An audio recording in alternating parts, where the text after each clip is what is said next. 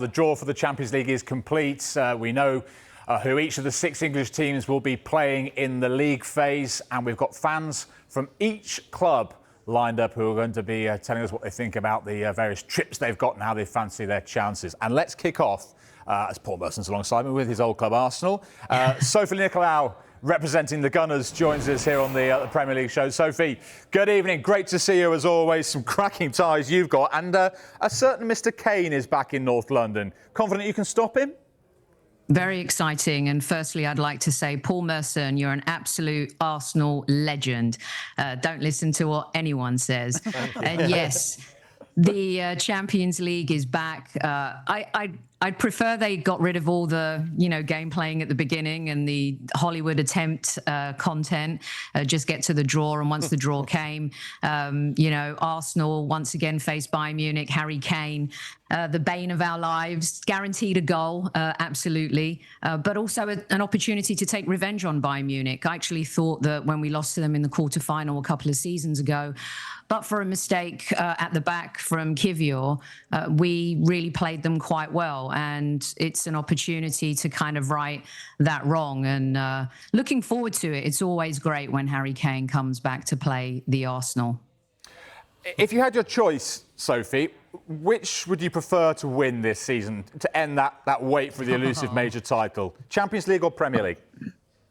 I'd like both, please. I'd like to do the double. Always, why not be greedy? I come from a generation of Arsenal fans that had the pleasure of watching players like Merce play and win big. And of course, my co-host and my friend and the late Super Kev, rocking the bow tie for him, watching that generation of players, David Rocastle, and then the Invincibles, of course.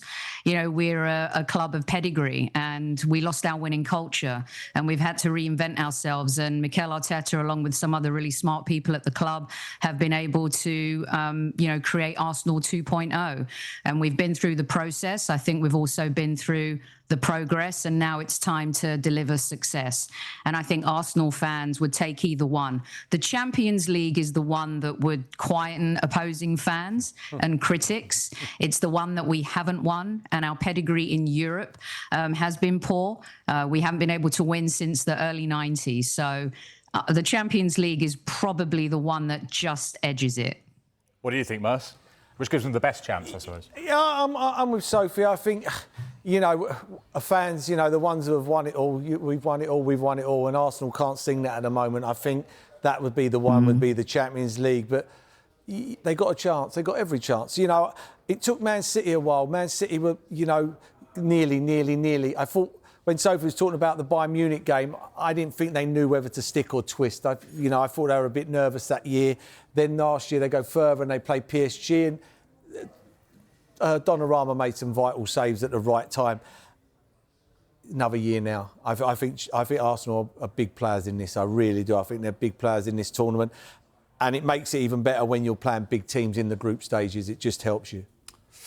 From Arsenal, Sophie, thanks very much indeed. We move on to Liverpool. We're joined by Chris Pajak, big Liverpool fan here on the Premier League show. Chris, hello to you as well. The draw sees Real Madrid coming to Anfield, and of course the return of Trent Alexander-Arnold. It had to happen, didn't it? What sort of reception can you expect, do you think? It will be choice, I think. I can't imagine it's going to be a particularly nice reception for Trent Alexander-Arnold, to be honest with you. And I think, a lot of Liverpool fans booed him when he was in a red shirt. I personally wasn't one of those, but understood the reasons, of course, why people would do that. I bit my tongue. I didn't say anything. But as soon as he's not wearing a Liverpool shirt, I think me and maybe thousands of others will enjoy welcoming Trent Alexander-Arnold back to Anfield. And it's going to be the big talking point, isn't it? Obviously, we played Real Madrid last season in the same week that we beat Manchester City, actually. But this season, it's going to have a completely different feel to it because of Trent Alexander-Arnold. And I actually wonder whether Trent's in the side as a first choice right back or not for Real Madrid. If he is, I think with Xabi Alonso understanding Liverpool and Liverpool fans and how Anfield works, that if Trent is the number one right back at the time when we play them, I still think he should probably withdraw him from the starting 11, because it will get Liverpool fans' backs up, and that's the one thing you probably don't want as an opposition side at Anfield. Interesting, Chris. And final one to you. Having seen your team win the Premier League this last season, does the Champions League now become the primary target for you? Everyone will tell you a different answer. Obviously, we've got a love affair with the European Cup. I think in this city and this fan base have one. But personally, I think the Liverpool need to start retaining trophies. It's been, what was it, the 80s since Liverpool won back-to-back anything. And that is something that, you know, we've been successful. You know, we've won Champions League, we've won Premier Leagues, but you need to start retaining trophies. So for me, the bread and butter at the football club is, you know, the league title. We're defending champions, so we should go out there and make that our priority. Chris, thanks very much indeed for your company. I'll put that to you, Merce. What should Liverpool's priority be, or can they do both? I like what Chris said. It's hard. It's hard to do both. It's hard. This is a relentless league. It's going to be tight this season. I don't see Liverpool running away with it. I see them being right up there, 100%. But yeah, it's going to be difficult. But there's no place like Anfield. I think Anfield and Celtic Park are the two places when you talk about atmosphere, and you know, teams won't want to go there. You know, again, I thought they were bang unlucky last year. They took the group stages very serious. They were really good every single Champions League week, and then they go and draw PSG. So I thought they were bang unlucky. But yeah, I'm with Chris. I think the hardest thing is retaining the Premier League title, and I think that's the bread and butter. Let's move on from Liverpool. Let's focus on Manchester City, shall we? And we've got Stephen McInerney joining us on the Premier League show. Stephen, good evening to you. And we just talked about Trent going back to Liverpool. For Manchester City, it's a reunion with Kevin De Bruyne, now at Napoli, of course. Yeah, massive return home. A man we paid an awful lot of money for. Turned out to be an absolute joke of a player, didn't he, Mr. Merson? Yeah, I'm very excited to see you back in a blue shirt. I guess he won't be the blue shirt for Napoli at home, but yeah, he's an absolute legend, and I guess him back at the Etihad, getting maybe a sort of belated farewell at City would be it'll be an occasion, and it's going to be the sort of the draw of homecomings anyway, because Leroy Sané will return as well with Galatasaray, Echeverri on loan will come back, and Bernardo will play his former club in Monaco and so on. So it's a really interesting draw. Lots of angles emotionally there, and lots of very difficult games. And of course, it's Real Madrid again. I think a revenge mission, maybe. It's boring now. 9 times in 3 years it'll be City playing Real Madrid. Predictable as the sun coming up, honestly. Yeah, obviously last time out it was a bit of a diabolical result last season against them. They were the much better side against us, and it was sort of symbolic of where City were at last year. And I guess the one thing about a tough draw this year is that it'll test where City are in this rebuild. And Madrid, there's become an awful lot of blood between these sides, you know, some of it good, some of it bad. And I suspect it'll be a really good game. It sounds weird to say that. I'm sort of sick of playing Real Madrid, but it's just every single year, like 9 times in 3 years is ridiculous. But it is a good test of where you're at as a side. So I suspect the players will see it as a really good barometer of where they're at these days. Yeah, fun for us neutrals as well. Stephen, thanks very much indeed for your thoughts on Manchester City. We switch from City, like speed dating this, to not that I know, to Chelsea. And Jay McIntosh is with us. Jay, I mean, there's some great draw ties here for Chelsea as well. You're world champions, of course. You've just got Europe to conquer this time. Nice and easy, eh? To conquer again, I think would be the proper way of saying it. We've conquered it twice, so we can do it again. And also, let's not forget Europa League as well. We've won that and we beat Benfica in the final. We're always happy to see Benfica, always happy to see Barcelona, always happy to see Bayern Munich and Antonio Conte back as well. So there's plenty to look forward to as a Chelsea fan. It's not the easiest group of fixtures, though, is it? Yeah, but that's the thing with Chelsea. I think we're an unknown for plenty of teams, actually. I think PSG were the real example for that, and Chelsea fans will hold on to that for a long time in the Club World Cup final. But we've got young players, we've got exceptional talent everywhere. People don't really know what to expect still, and Chelsea have a club culture of being a successful team in tournaments, and I expect that to be the same again. My expectations are fairly measured. I expect to get to the quarterfinals. I'd see that as a success for Maresca's side, but there's some big games there. There's plenty of fun to be had. Yeah, too right. Jay, thank you very much indeed. He expects quarterfinals. Merce, what's your minimum expectation of Chelsea back in the Champions League now? I don't know. It's hard. It's a hard draw, that. It's a hard draw. It's an inexperienced team, Chelsea. I think if teams have a go at Chelsea like PSG did in the World Club Championship, I think Chelsea will have every chance. But it's when teams sit back. But it's an inexperienced team. It will come down to injuries. But hopefully they'll get through the groups, and then it's a lottery then, I think, over 2 games. But it all depends where you are and what the fixtures are.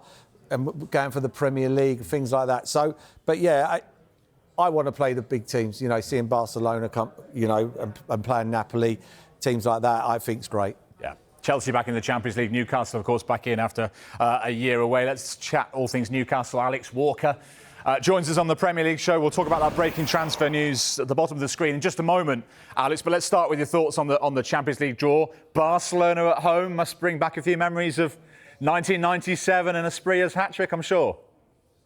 Of course, yeah, 97, 2002 as well, I believe, and given in goal for both of those. So it's a lovely tip of the cap to games of old with Bayer Leverkusen, and then a more modern approach with obviously drawing PSG. We've got a revenge chapter with the draw at the Parc des Princes a couple of years ago in the Champions League.